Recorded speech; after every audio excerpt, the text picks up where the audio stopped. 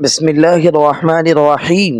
کیا آپ جانتے ہیں کہ وہ کون سی بابرکت رات ہے جس کی تلاش میں اللہ کے نبی صلی اللہ علیہ وسلم بستر چھوڑ دیا کرتے تھے اور جس کی عبادت 1000 مہینوں سے افضل ہے؟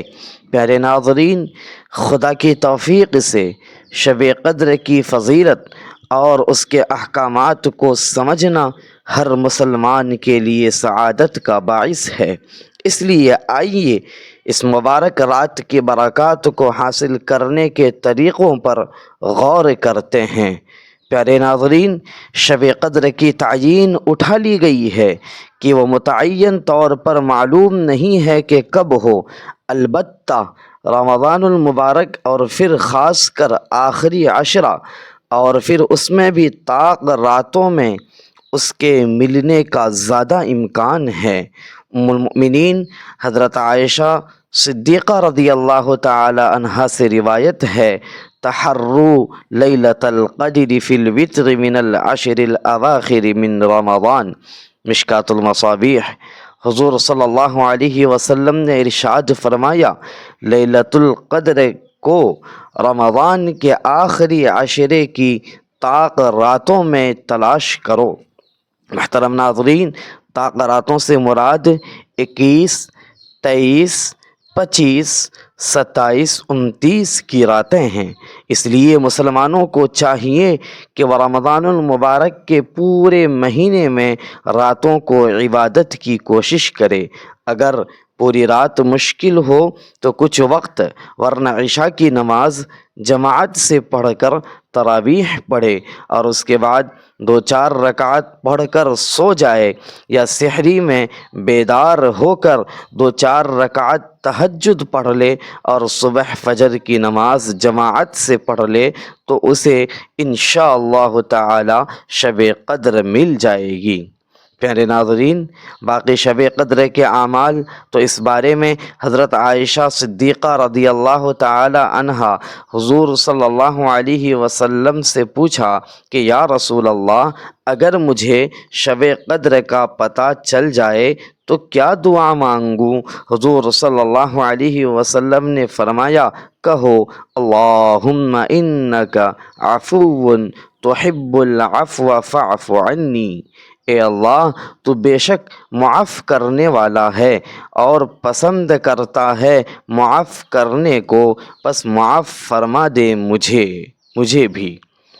یہ نہایت جامع دعا ہے کہ حق تعالی اپنے لطف و کرم سے آخرت کے مطالبہ سے معاف فرما دیں تو اس سے بڑھ کر اور کیا چاہیے؟ پیارے ناظرین، شب قدر کی تعیین اٹھانے کی ایک حکمت علماء نے یہ لکھی ہے کہ مختلف راتوں میں زیادہ سے زیادہ اعمال کی ترغیب مقصود ہے تاکہ امت مختلف طاق راتوں میں خوب عبادت کرے۔ ایسا نہ ہو کہ صرف ایک رات میں مخصوص وقت مخصوص عبادت کر لے۔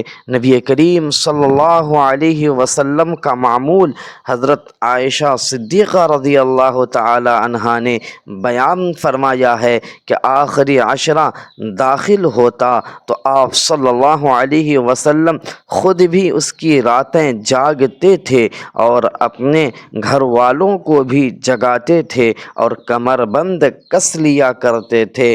نیز فرماتی ہیں کہ آپ صلی اللہ علیہ وسلم رمضان المبارک کے آخری عشرے میں جتنی محنت فرماتے تھے، جتنی عبادت کرتے تھے، اتنی محنت اور دنوں میں نہیں فرماتے تھے۔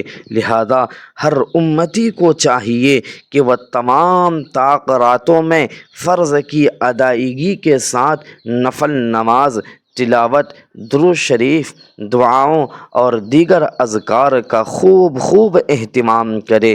اس رات کا کوئی خاص عمل نہیں ہے، بہتر یہ ہے کہ تھوڑے سبھی اعمال کیے جائیں۔ اس طرح ہر قسم کے اعمال کا ثواب بھی حاصل ہو جائے گا اور اللہ تعالیٰ کے فضل سے امید ہے کہ اسے شب قدر بھی حاصل ہو جائے گی۔ شب قدر کی عظمت کا اندازہ اس بات سے لگایا جا سکتا ہے کہ اللہ تعالیٰ نے اس رات کے نام پر پوری ایک سورت نازل فرمائی۔ ارشاد باری تعالی ہے انا انزلناہ فی لیلۃ القدر وما ادراک ما لیلۃ القدر لیلۃ القدر خیر من الف شہر، یعنی ہم نے اس قرآن کو شب قدر میں اتارا، اور آپ کیا جانیں کہ شب قدر کیا ہے؟ شب قدر 1000 مہینوں سے بہتر ہے، افضل ہے۔ 1000 مہینوں کے تقریباً 83-84 سال بنتے ہیں۔ گویا اس ایک رات کی عبادت ایک لمبی عمر کی عبادت سے افضل ہے، اس لیے قرآن مجید میں اسے لیلۃ مبارکہ رات مبارک بھی کہا گیا ہے۔ اس رات کی ایک بڑی فضیلت یہ بھی ہے کہ اس میں فرشتے اور حضرت جبریل علیہ السلام اللہ تعالیٰ کے حکم سے خیر و برکت لے کر زمین پر اترتے ہیں، اور یہ رات طلوع فجر تک سراسر سلامتی کا گہوارہ رہتی ہے۔ چنانچہ ہر مسلمان کو اس کی برکات سمیٹنے کے لیے اپنے گناہوں سے سچی توبہ کرنی چاہیے، کیونکہ جو شخص ایمان اور احتساب کے ساتھ اس رات میں عبادت کرے گا تو اس کے تمام گزشتہ گناہ معاف کر دیے جائیں گے، جیسا کہ صحیح بخاری کی حدیث میں ہے من قام لیلۃ القدر ایمانا و احتسابا غفر له ما تقدم من ذنبی، پس یہ رات غفلت میں گزارنے کے بجائے اللہ کی طرف رجوع کرنے کی رات ہے۔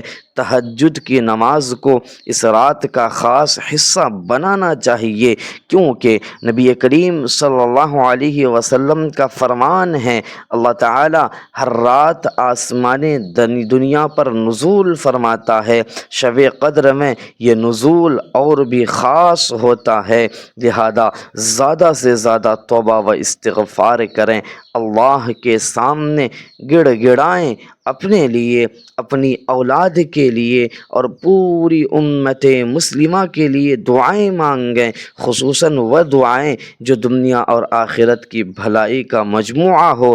اس رات میں قرآنی تلاوت کو معمول بنانا بھی بہت بڑی سعادت ہے، کیونکہ اس رات کا تعلق براہ راست قرآن کے نزول سے ہے۔ اس مبارک رات میں صدقہ و خیرات کرنے کا بھی بہت ثواب ہے، کیونکہ اس رات کی نیکیوں کا اجر کئی گنا بڑھا دیا جاتا ہے۔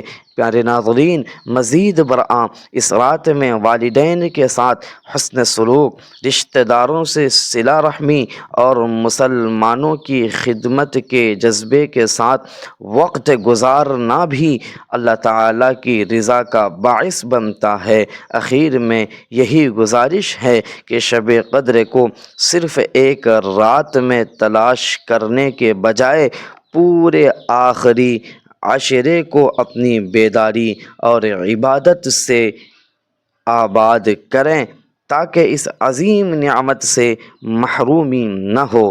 پیارے ناظرین، یاد رہے عبادت کا مقصود صرف رسومات نہیں بلکہ اللہ کے سامنے بندگی کا اظہار اور اس کی محبت کا حصول ہے، لہذا دل کی حضوری اور خشوع و خضوع کے ساتھ اپنے رب کو پکاریں، رب سے دعائیں مانگیں اور امید رکھیں کہ وہ اپنی رحمت کے دروازے آپ پر کھول دے گا انشاءاللہ۔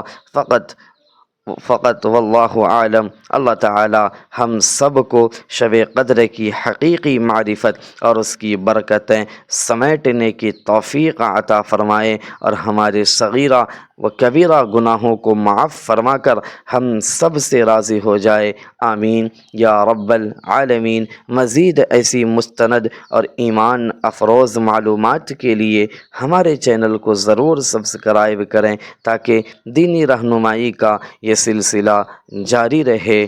ملتے ہیں اگلی ویڈیو میں تب تک کے لیے اپنا خیال رکھیے گا اور ہمیں بھی اپنی دعاؤں میں یاد رکھیے گا۔ والسلام علیکم ورحمۃ اللہ وبرکاتہ۔